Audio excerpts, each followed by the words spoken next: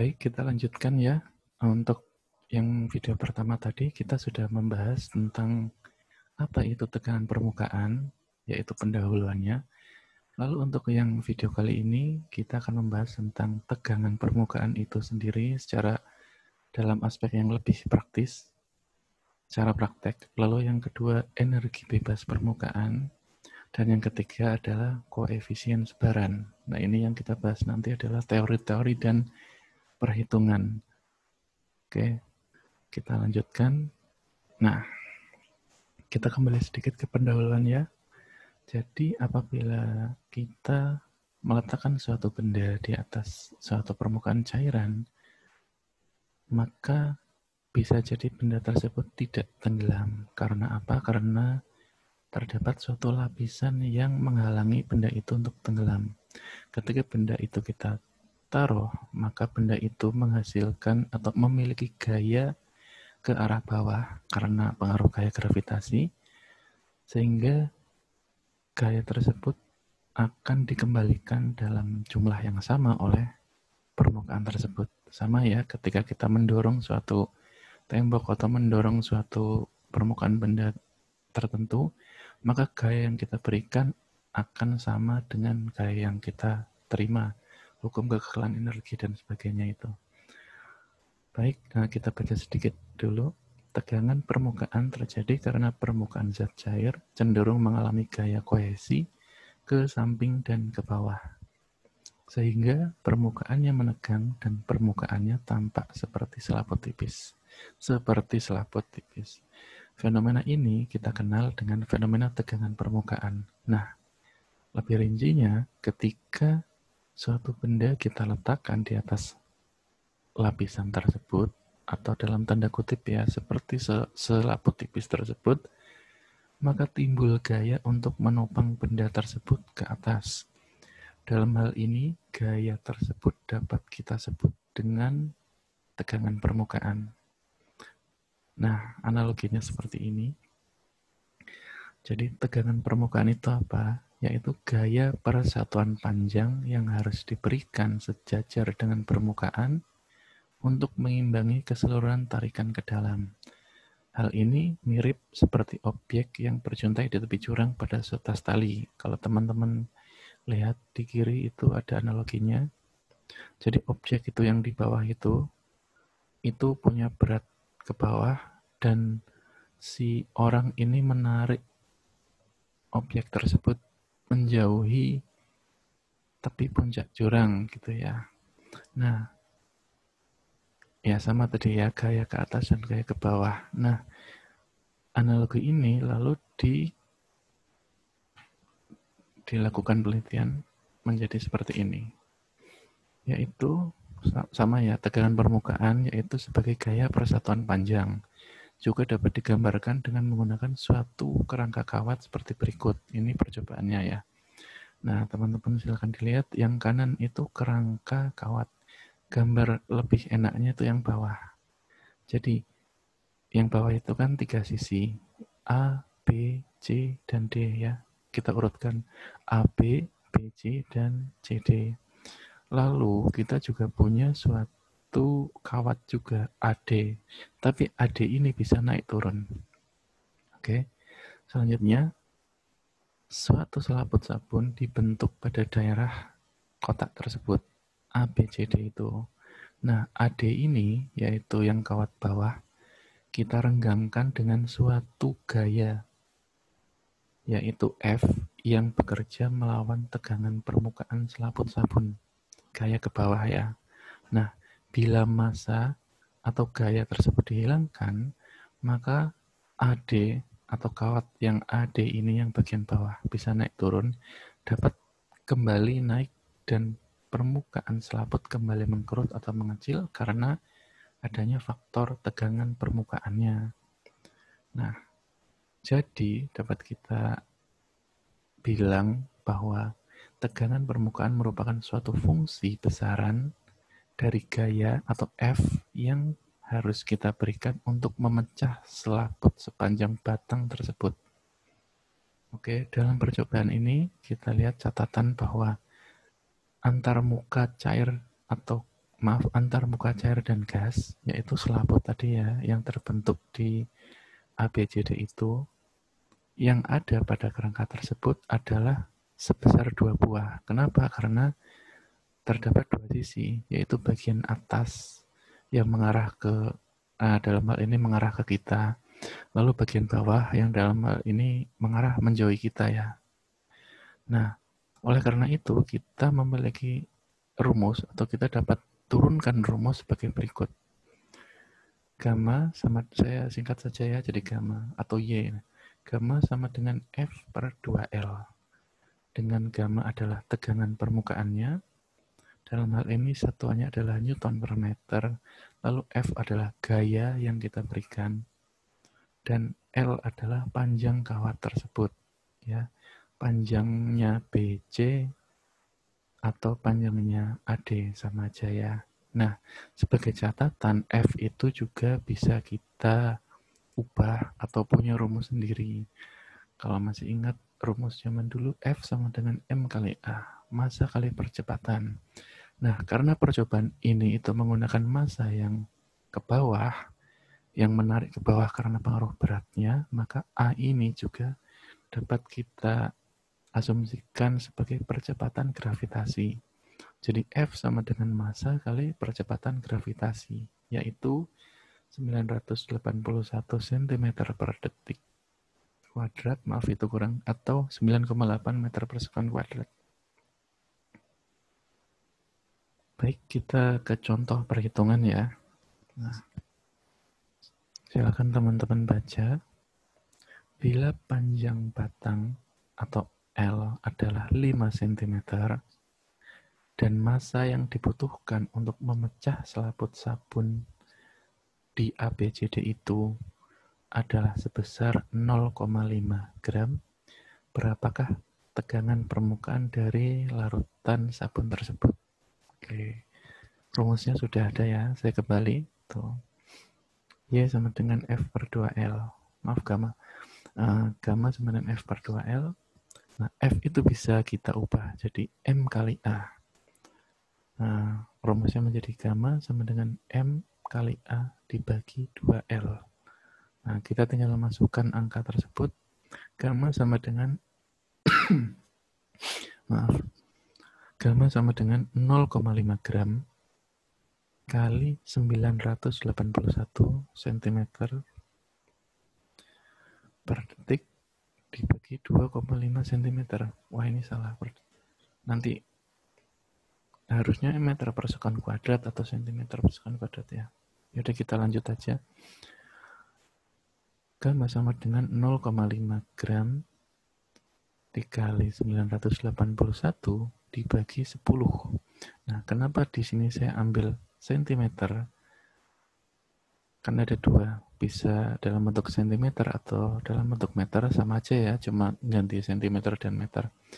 Karena panjang yang digunakan itu bentuknya atau satuannya itu dalam sentimeter, maka kita taruh 981 cm. Oke, hasilnya adalah 49 dan per sentimeter. Oke, tadi sudah ya untuk perhitungan yang tegangan permukaan. Lalu tegangan permukaan sudah, yaitu gaya, kita kembali ya. Gaya persatuan panjang atau dalam hal ini fungsi dari besaran gaya yang harus kita berikan untuk memecahkan selaput sepanjang batang tersebut. Oke. Yang kedua adalah energi bebas permukaan. Nah, teman-teman bisa baca sendiri ya. Energi bebas permukaan untuk menggerakkan suatu molekul dari lapisan dalam ke permukaan diperlukan usaha atau work terhadap gaya pada tegangan permukaan. Jadi lapisan dari dalam, kalau tadi suatu larutan ya, dari dalam larutan tersebut ke permukaan. Dengan kata lain, setiap molekul yang berdekatan dengan permukaan cairan memiliki kelebihan energi potensial tertentu. Semakin tinggi permukaan cairan, maka semakin banyak molekul yang memiliki kelebihan energi potensial. Apabila suatu permukaan cairan meningkat meningkat permukaannya ya. Misalkan cairan ini kita gunakan untuk kita pecah menjadi semprotan halus ya teman-teman, yang kayak nebulizer atau tukang nyemproti tanaman gitu ya, kita mupuk tanaman atau nyemprot tanaman. Nah, kita dispersikan cairan tersebut menjadi butiran-butiran kecil, sehingga permukaannya pasti juga semakin banyak atau semakin luas gitu ya, atau meningkat. Nah, energi cairan juga meningkat, dan energi ini sebanding dengan ukuran permukaan bebas. Oleh karena itu, energi ini disebut dengan energi bebas permukaan. Nah, cairan pada normalnya ya, sama seperti tadi, akan memposisikan diri atau membentuk luas permukaan yang minimal. Contoh tadi ya, karena gaya kohesinya maka terjadi tegangan permukaan sehingga si lapisan ini berusaha untuk mengkerut atau menegang menjadi lapisannya dalam bentuk yang terkecilnya. Atau jika kita lihat di contoh nyatanya yang bisa kita lihat sehari-hari adalah tetesan cairan yang berbentuk sferis atau bola atau bulat. Teman-teman kalau mipet, kalau nyuntik atau kalau melihat di keran yang belum ditutup sempurna itu, yang namanya tetesan pasti akan berbentuk sferis atau bola. Nah, bentuk itulah suatu luas permukaan bentuk tertentu yang luas permukaannya minimal. Jadi otomatis ketika suatu cairan itu, suatu cairan itu dengan massa sekian itu membentuk menjadi bola, itu artinya dia sedang berusaha untuk luas permukaannya agar seminimal mungkin. Nah, untuk memperluas suatu permukaan cairan tadi, tanpa kita lakukan perubahan apapun pada cairan tersebut, maksudnya contohnya tanpa kita naik turunkan suhunya dan sebagainya, itu diperlukan usaha atau kerja terhadap tegangan permukaan yang ada. Nah, bila kita tambahkan suatu massa, nah ini kita lihat di percobaan yang kanan ya, kawat yang AD tadi kita ingin luaskan kembali, atau dalam hal ini kita memperluas permukaan cairan tersebut, maka harapannya kita akan menambahkan suatu F lagi agar si kawat AD ini semakin melebar, semakin turun, sehingga permukaannya makin luas. Nah, dalam hal ini, bila kita tambahkan suatu massa untuk memperluas permukaan selaput sabun sehingga kawat AD semakin menurun, maka kita punya rumus turunan lagi, yaitu dW sama dengan F kali ds, atau sama dengan gamma kali 2L kali ds. dW itu apa? dW itu adalah perubahan atau kerja yang kita lakukan, F itu adalah gaya, lalu ds adalah perubahan jarak. Nah, itu salah ya, perubahan jarak. Nah, normalnya W sama dengan F kali S gitu ya. Akan tetapi karena ini terjadi perubahan, maka ada yang namanya dW sama dengan F kali ds. Nah, oke. F ini juga bisa kita ubah-ubah atau kita substitusi rumusnya menjadi gamma kali 2L ya. Kalau kita kembali ke yang tadi, nah seperti ini ya. Nah, F sama dengan gamma kali 2L. Tinggal di otak-atik aja. Nah, kita juga bisa punya rumus lagi, dW sama dengan gamma kali dA, atau W sama dengan gamma kali delta A. Dalam hal ini W sama dengan usaha, lalu gamma adalah tegangan permukaan, lalu delta A adalah perubahan luas yang terjadi. Oke, yang tadinya ABCD itu luas awal, lalu ketika AD turun maka terjadi delta A atau perubahan luas permukaan. Oke. Nah, contoh perhitungannya, mari kita hitung bersama-sama. Berapakah usaha yang dibutuhkan dalam contoh sebelumnya?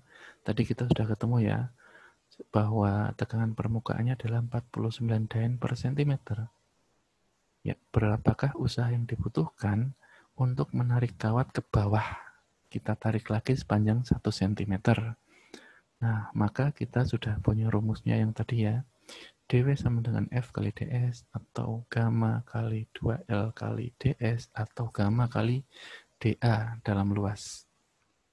Jika yang diketahui dalam luas ya, maka kita bisa lihat gamma kali 2L kali ds. Kita pakai ini ya, rumus ini. W sama dengan 49 Dyn per centimeter, dalam hal ini adalah gammanya, dikali 2 kali 5, yaitu 2 kali panjang B ke C atau A ke D-nya, lalu dikali 1, yaitu ds-nya, perubahan jaraknya ya, sepanjang 1 cm. Maka W sama dengan 490 erg. Nah, jika ditanya dalam satuan SI, jadi kan ada berbagai satuan ya untuk ini kerja ini W ya. Ada erg, ada joule. Nah, teman-teman jika ingin merubahnya dari erg ke joule itu bisa dilihat 1 Dyn itu sekitar 10 pangkat min 5 Newton. Nah, kita ingin merubahnya menjadi dalam bentuk joule, maka kita bisa lihat 49 Dyn per centimeter sama dengan 49 kali 10 pangkat min 5 Newton per centimeter. Lalu kita buat menjadi bentuk meter sama dengan 49 kali 10 pangkat min 3 Newton per meter.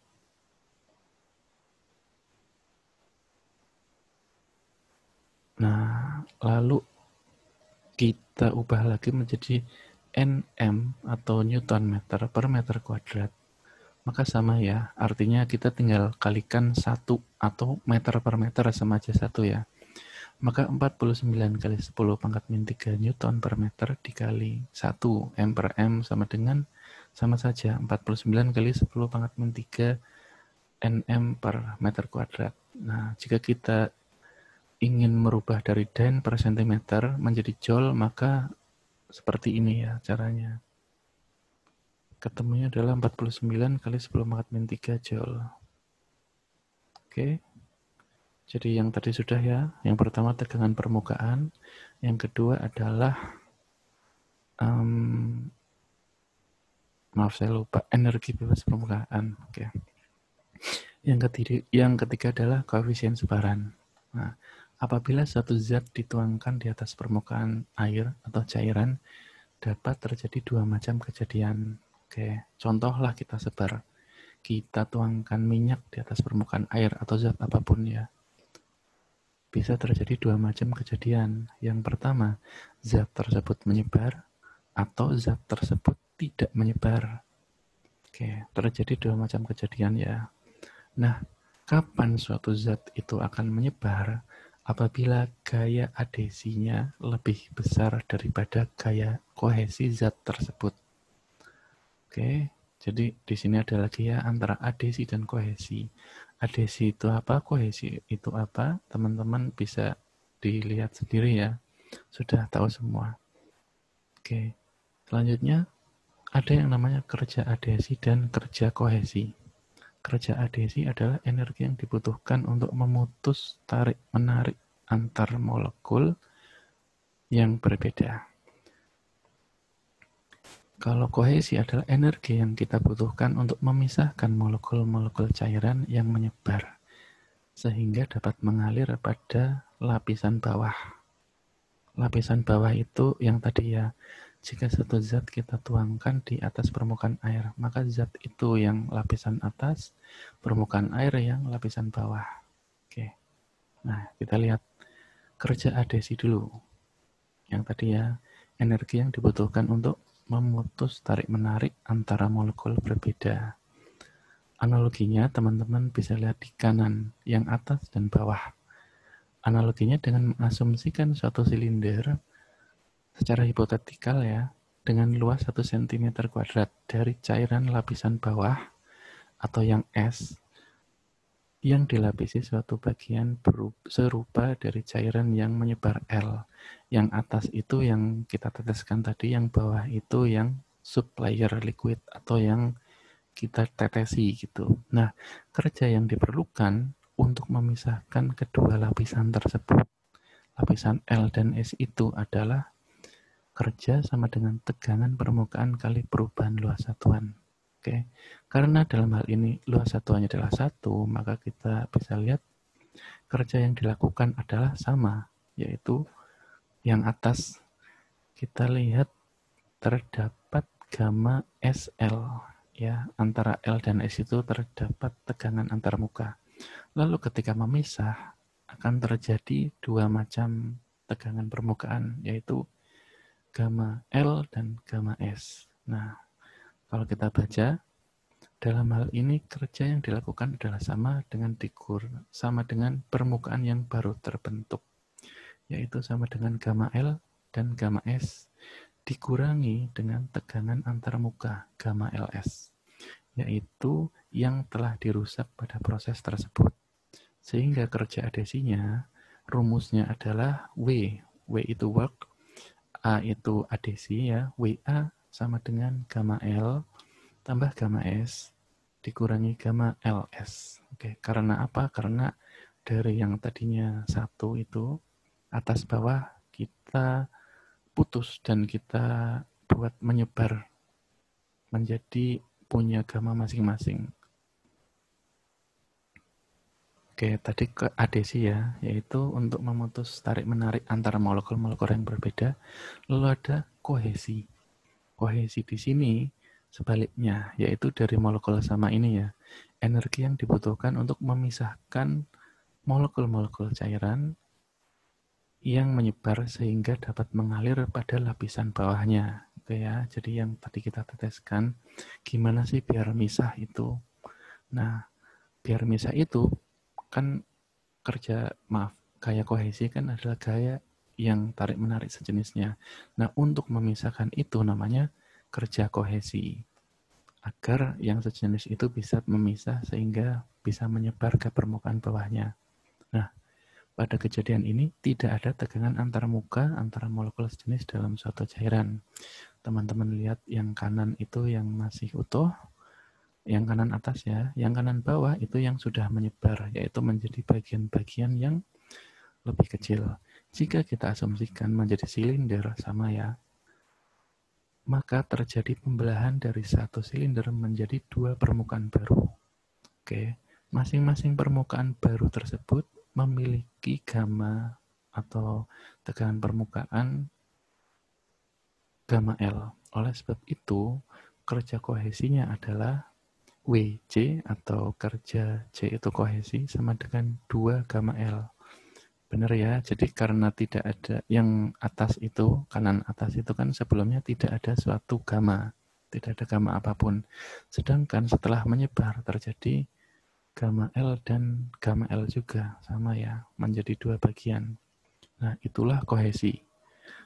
Jadi beda ya, jika yang adhesi adalah fase yang beda, yang atas itu adalah yang kita teteskan dan yang bawah adalah suppliernya yang kita tetesi, maka yang kanan ini adalah yang kita teteskan ini nanti gimana dia menyebar. Nah, untuk menyebar itu kita perlu yang namanya kerja kohesi, yaitu untuk memisahkan molekul-molekul tersebut agar bisa menyebar. Oke, nah jika kita kita gabungkan dengan merujuk pada kerja kohesi dan adhesi di atas, maka kita dapat menuliskan lagi secara matematis sebagai berikut. Kita kembali ke yang tadi ya, sedikit. Nah, jadi suatu zat akan menyebar apabila gaya adhesinya lebih besar dari gaya kohesi.